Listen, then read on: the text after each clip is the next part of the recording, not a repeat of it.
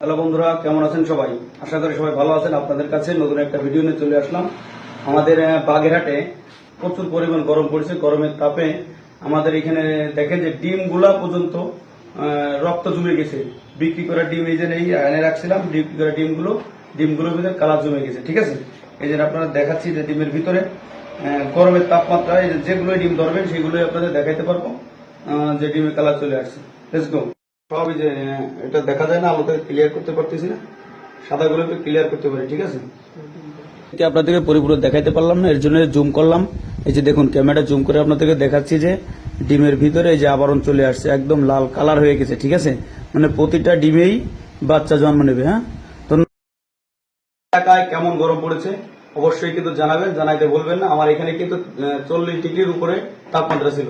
40 degree তাপমাত্রার কারণে আমাদের ডিম পর্যন্ত জমে গেছে। তাহলে আমাদের এখানে গরমের তাপমাত্রা কেমন অবশ্যই বন্ধুরা জানাবেন। ভালো থাকবেন, সুস্থ থাকবেন। আল্লাহ হাফেজ।